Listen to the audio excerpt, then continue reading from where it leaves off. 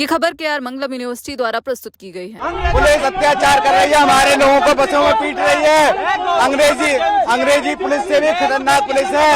इस पुलिस का विरोध करते हैं, कठोर विरोध करते हैं। ये पुलिस अत्याचार कर रही है, तानाशाही नहीं चलेगी, नहीं चलेगी। पुलिस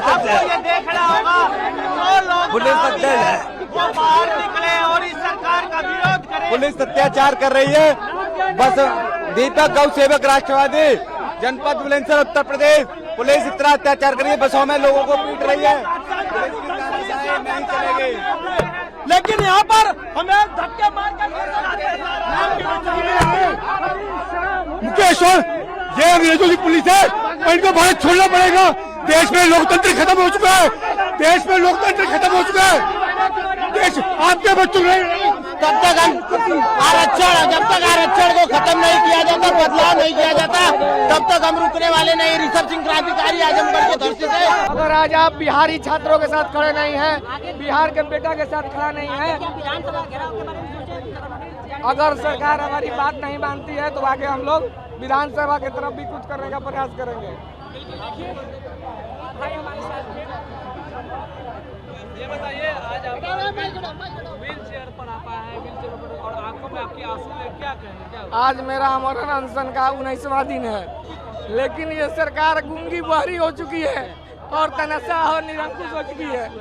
ये सरकार चाहती है कि आंदोलन कर रहे छात्रों को जान से मार दिया जाए, उनका जान ले लिया जाए। इस सरकार को अगर चिंता होती छात्रों की तो क्या 19 दिन तक सुध नहीं लेती। ये सरकार चाहती है कि आप मर जाएं और बिहार में कोई आंदोलन नहीं हो। से इस बिहार और देश का भविष्य अनशन पर और सड़कों पर है। जंतर मंतर पर भी देश का भविष्य था और देश की सत्ता ने को झुकना पड़ा और धर्मेंद्र प्रधान को इस्तीफा देना पड़ा। यहाँ एक महामहिम आ गए हैं, उनके कुछ सहयोगी दीपक कुमार जी आ गए हैं। एक यहाँ आयोग बना, बिहार विश्वविद्यालय सेवा आयोग। इसमें जो गिरीश चौधरी हैं, इनको समझ में नहीं आ रहा है कि देश के रिसर्च स्कॉलर इस पटना में भी हैं।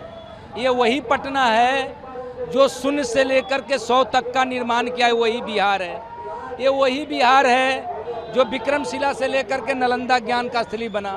ये वही बिहार है कि सिद्धार्थ को बुद्ध दिया। ये वही बिहार है कि मोहनचंद करमचंद गांधी को महात्मा गांधी बनाया। लेकिन वर्तमान सरकार और वर्तमान शिक्षा मंत्री और मुख्यमंत्री को ये लड़के जो देश का तिरंगा लेकर के या सड़कों पर हैं, आमरण अनशन पर हैं हमारे साथी। हम लोग भी इस जुआ से लेकर के छात्र की राजनीति करके आए हैं, लेकिन ऐसी तुगलकी, ऐसी अंधी बहरी की सरकार हम लोगों ने नहीं देखा। जो छात्र अपनी हक मांग रहे हैं, जो छात्र की जायज चीज़ें, यूजीसी रेगुलेशन आपने जो चेंज किया, छात्रों के भविष्य के निर्माण के लिए चेंज किया या इनके देहावसान के लिए चेंज किया, ये तय वार्ता छात्रों के साथ करना चाहिए था। इनकी तो इतनी ही तो मांगे हैं कि आप उम्र की सीमा जो घटा दिए, बहालियाँ लाते हैं 15-15 सालों पर, उम्र घटा देते हैं, वो मांगे आप पूरी कर लें। जो आप एकेडमिशियन को नॉन एकेडमिशियन बना दिए, उनकी मांगों को पूरा कर लीजिए। इतनी शिक्षा मंत्री आप किस ईगो में है? हम समझते हैं कि आप पढ़ लिख करके तो नहीं गए हैं, आप टीटीएम गिरी करके लोग आप लोग सत्ता में आ गए हैं। कुछ पढ़े लिखे लोगों का ज्ञान ले लीजिए और छात्रों का कल्याण कर दीजिए।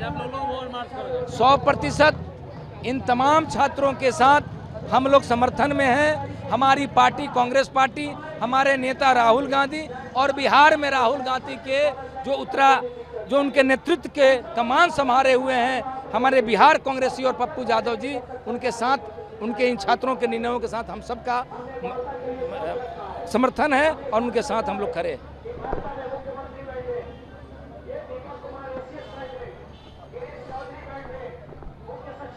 ये बताइए, आज आप लोग प्रोटेस्ट कर रहे हैं, लोक भवन मार्च कर रहे हैं, क्या आप लोग का डिमांड है? 6 सूत्री मांगों को लेकर 19 दिनों से अनशन चल रहा है।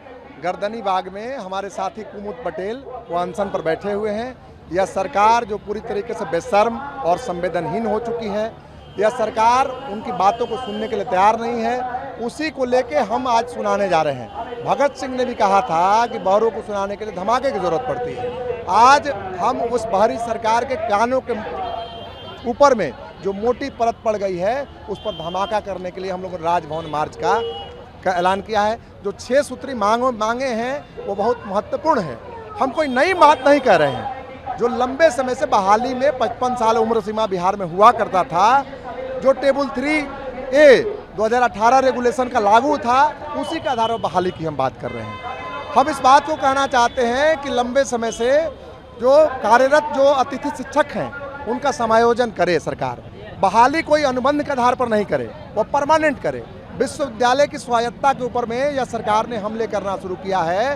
विश्वविद्यालय नियमावली 2026 लाया है और यह 2026 नियमावली जो है यह काफ़ी खतरनाक है और यह किसी भी सूरत में हम मंजूर नहीं करेंगे। छात्र और वहाँ आंदोलन में भी लगातार है, उधर शिक्षक और कर्मचारी भी आंदोलन में है। सब ये लोग मिल के अब आंदोलन करेंगे। छात्र जो शिक्षक और कर्मचारियों का जो आंदोलन चल रहा है उसमें छात्रों भी मिलकर के आंदोलन करेंगे।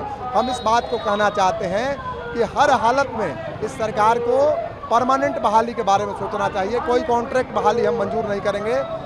उच्च शिक्षा में यह नया अधिकारी उच्च शिक्षा अधिकारी नियुक्त कर रहा है। जैसे जिला शिक्षा पदाधिकारी DEO होते हैं जिले के अंदर में, उसी तरीके से उच्च शिक्षा अधिकारी नियुक्त करेंगे। हम इस बात को कहना चाहते हैं, शिक्षा मंत्री मिले, मुख्यमंत्री मिले तो आप पूछिए उनसे जरूर कि अगर उच्च शिक्षा अधिकारी आपके उच्च शिक्षा विभाग को अगर कोऑर्डिनेट करेगा, रेगुलेट करेगा, तो फिर विश्वविद्यालय के अंदर में कुलपति की नियुक्ति को करते हैं आप, उसका फिर क्या काम होगा। विश्वविद्यालय अपने आप में एक राज्य है। विश्वविद्यालय के बारे में कहा जाता है कि यह राज्य के अंदर में एक दूसरा राज्य है। जैसे राज्य के अंदर में विधानसभा और विधान परिषद है, उसी तरीके से विश्वविद्यालय के अंदर में सीनेट है, सिंडिकेट है, जिसकी अपनी बॉडी है या अपने हिसाब से अपना निर्णय ले सकता है। जैसे राज्य के अंदर में कानून बनाता है विधानसभा विधान परिषद, उसी तरीके से राज्य के अंदर में विश्वविद्यालय के अंदर में यह बना सकता है। इसी को लेकर हम राजभवन मार्च कर रहे हैं। अहिंसा में विश्वास करता हूँ। हम संस्कृति पता है, हमें सभ्यता पता है, हमें आदर पता है, वसुधैव कुटुंबकम हमें पता है। आइए हम आपका सम्मान करते हैं। हम हाथ जोड़ से आपसे विनती करते हैं, 1 to 1 आइए मिल बैठ के बात करते हैं और एजुकेशन को, बिहार को विश्व लेवल पर अव्वल बनाने में हम अपनी सहभागिता देंगे और आपके साथ गले में गले मिलकर आगे बढ़ेंगे।